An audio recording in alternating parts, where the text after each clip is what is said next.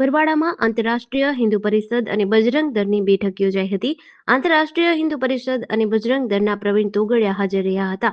શહેરમાં નવરાત્રી દરમિયાન શસ્ત્ર પૂજનનું તેમજ અન્ય આયોજન થશે. પ્રવીણ તોગડિયા દ્વારા મીડિયાને માહિતી આપવામાં આવી હતી. મોટી સંખ્યામાં લોકો તેમજ કાર્યકરો આ કાર્યક્રમમાં હાજર રહ્યા હતા. आज अंतर्राष्ट्रीय हिंदू परिषद, राष्ट्रीय बजरंग दल, राष्ट्रीय महिला परिषद ओजस्वीनी, राष्ट्रीय छात्र परिषदની બરવાળામાં મીટિંગ આયોજિત થઈ। આ મીટિંગમાં નક્કી કર્યું કે બરવાળાના દરેક શેરી ગરબામાં, દરેક ગામમાં નવરાત્ર દરમિયાન શસ્ત્ર પૂજન થશે।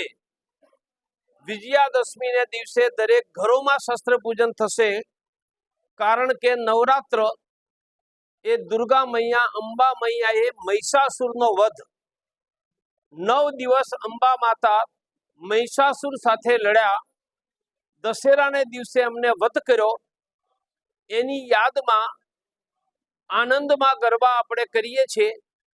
તો આપણે અંબા માતાની સામે શસ્ત્ર પૂજન કરી આપણા ઘરોની રક્ષા કરવા માટેના આશીર્વાદ લેવા માટે આ શસ્ત્ર પૂજનનું અભિયાન લીધું છે।